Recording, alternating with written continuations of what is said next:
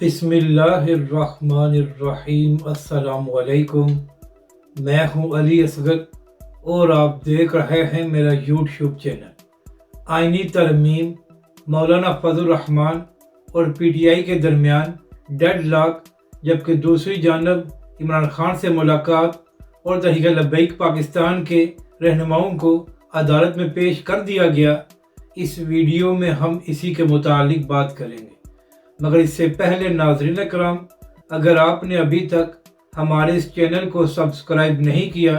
तो सब्सक्राइब कर लें ताकि आप हमारी मज़ीद वीडियोस को भी देख सकें। और अगर नाज़रीन करम आपको ये वीडियो अच्छी लगे तो इसे लाइक और शेयर ज़रूर करें और कमेंट्स के ज़रिए अपनी राय का भी इजहार करें। तो नाज़रीन करम, मामला ये है कि इस वक्त पाकिस्तान की सियासत का मर्कज़ी किरदार मौलाना फजल रहमान बन चुके हैं। नाज़रीन कराम, एक दिन में दो बार कभी बिलावल भुट्टो साहब और कभी मोहसिन नकवी साहब मौलाना फजल रहमान से जाकर मुलाकात करते हैं और उनको मनाने की कोशिश की जाती है कि मौलाना हुकूमत का साथ दें। इसी तरह नाज़रीन कराम, एक दिन में दो बार पीटीआई के लोग भी जाकर मौलाना फजल रहमान से मुलाकात कर रहे हैं, क्योंकि नाज़रीन कराम, अगर JUI हुकूमत का साथ देती है तो हुकूमत आराम से ये आईनी तरमीम मंजूर करा लेगी। और अगर नाज़रीन कराम JUI पीटीआई के साथ जाकर खड़ी हो जाती है तो फिर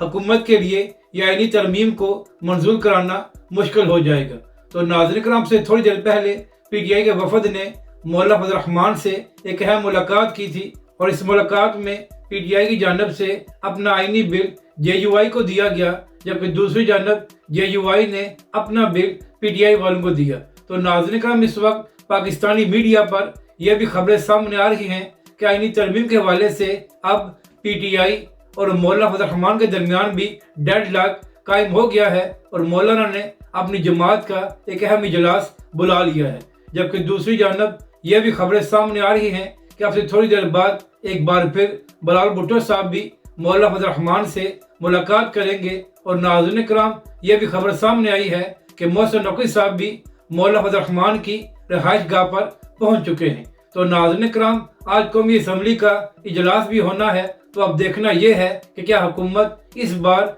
JUI और मौलाना फजल रहमान को मनाने में कामयाब होती है या नहीं, क्योंकि नाज़रीन कराम, बार बार हुकूमती लोग जाकर मौलाना फजल रहमान से मुलाकात कर रहे हैं, लेकिन अभी तक JUI और मौलाना फजल रहमान अपने मौक़िफ़ पर कायम है और उन्होंने अपना वजन हुकूमती पलड़े में नहीं डाला। अब बात करते हैं पीटीआई और इमरान खान साहब की। तो नाज़रीन कराम, 3 अक्टूबर के बाद आज पीटीआई के रहनुमाओं की इमरान खान साहब के साथ मुलाकात कराई गई है। और नाज़रीन कराम, इस मुलाकात के बाद बैरिस्टर गौहर साहब ने प्रेस कॉन्फ्रेंस करते हुए कहा कि इमरान खान साहब ने कहा है कि मैं अभी मजीद अली बिन गंडापुर साहब और कुछ दीगर लोगों से मुलाकात करना चाहता हूँ ताकि मैं आईनी तरमीम के हवाले से अपनी हतमी राय दे सकूं, तो लिहाजा हमें मजीद 2 से 3 दिन दिए जाएं। यानी कि नाज़रीन कराम, इमरान खान साहब और पीटीआई वालों की जानब से ये कोशिश की गई है कि इस सारे मामले को 2 से 3 दिन आगे किया जाए। और नाज़रीन कराम, इसी प्रेस कॉन्फ्रेंस में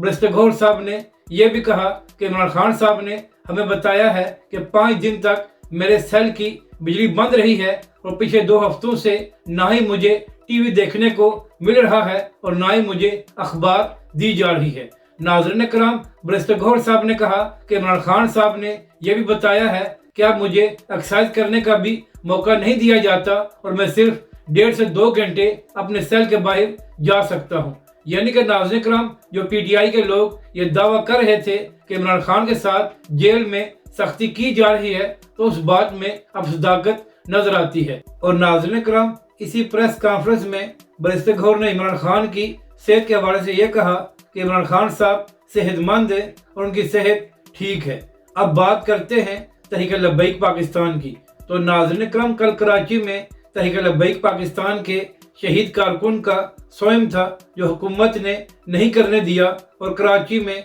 दफ़ा 144 का नफाज कर दिया गया। इसके बाद न सिर्फ तहरीक लब्बैक के कारकुनों पर शेलिंग की गई, बल्कि तहरीक लब्बैक पाकिस्तान कराची के अमीर मुफ्ती कासिम फखरी साहब और कुछ दीगर लोगों को गिरफ्तार भी कर लिया गया था। तो नाज़रीन कराम, आज मुफ्ती कासिम फखरी साहब اور تحریک لبیک پاکستان کے دیگر رہنماؤں کو عدالت میں پیش کیا گیا۔ اور ناظرین کرام، اہم بات یہ ہے کہ جب مفتی قاسم فخری صاحب اور تحریک لبیک پاکستان کے دیگر رہنماؤں کو عدالت میں پیش کیا گیا تو ناظرین کرام ان رہنماؤں کو ہتھکڑیاں لگا کر عدالت میں پیش کیا گیا۔ تو ناظرین کرام، وہ لوگ کہاں پر ہیں کہ جب شاہ محمود قریشی صاحب کو ہتھکڑیاں لگا کر عدالت میں لایا گیا تھا تو پاکستانی میڈیا نے بڑا شور مچایا تھا کہ ایسا نہیں ہونا چاہیے۔ تو اب ایک مفتی کو ہتھکڑیاں لگا کر عدالت میں پیش کیا گیا ہے تو اب بڑے بڑے صحافی اور میڈیا کیوں خاموش ہیں؟ جبکہ دوسری جانب کل رات گئے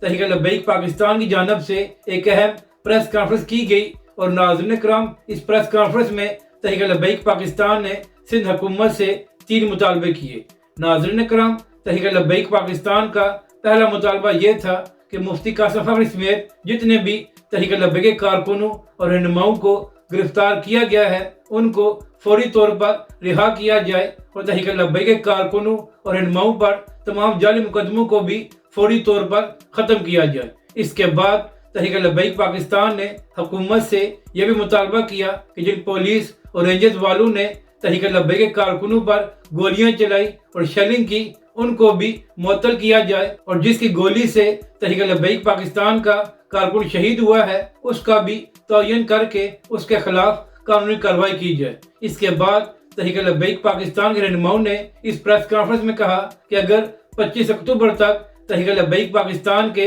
ان مطالبات کو تسلیم نہ کیا گیا تو پھر 25 اکتوبر کو تحریک لبیک پاکستان ایک بار پھر کراچی میں تحفظ ناموس رسالت مارچ نکالے گی، اور وہیں پر تحریک لبیک پاکستان اپنے اگلے عمل کا اعلان کرے گی۔ تو ناظرین کرام، اب دیکھنا یہ ہے کہ کیا سندھ حکومت تحریک لبیک پاکستان کے ان 3 مطالبات کو تسلیم کرتی ہے یا نہیں۔ اور ناظرین کرام، اب سے تھوڑی دیر پہلے یہ بھی خبر سامنے آئی ہے کہ اسمبلی کے باہر پولیس وینز کو بھی کھڑا کر دیا گیا ہے۔ اب ناظرین کرام، یہاں پر اہم بات یہ ہے کہ قومی اسمبلی کا اجلاس ہونا ہے اور وہاں پر آئینی ترمیم کے حوالے سے ووٹنگ ہونی ہے۔ تو پھر ناظرین کرام، قومی اسمبلی کے باہر پولیس وینز کو کھڑا کرنے کا کیا مقصد ہے، یہ سمجھ سے باہر ہے۔ تو ناظرین کرام، اب دیکھنا یہ ہے کہ کیا اس بار حکومت آئینی ترمیم کو منظور کرانے میں کامیاب ہوتی ہے یا نہیں، جبکہ دوسری جانب حکومتی وزراء یہ دعویٰ کر رہے ہیں کہ ان کے نمبر پورے ہیں اور حکومت مولانا فضل الرحمان کے بغیر بھی آئینی ترمیم کو پاس کرا سکتی ہے، لیکن مولانا فضل الرحمان سے مذاکرات اس لیے کیے جا رہے ہیں کہ حکومت اس آئینی ترمیم کو اتفاق رائے سے منظور کرانا چاہتی ہے۔ تو ناظرین کرام، اب دیکھنا یہ ہے کہ بلاول بھٹو اور محسن نقوی مولانا فضل الرحمان کو راضی کرنے میں کامیاب ہوتے ہیں یا نہیں۔ اگر آپ کو یہ ویڈیو اچھی لگے تو اسے لائک اور شیئر ضرور کریں، اور ہمارے اس چینل کو بھی سبسکرائب کریں۔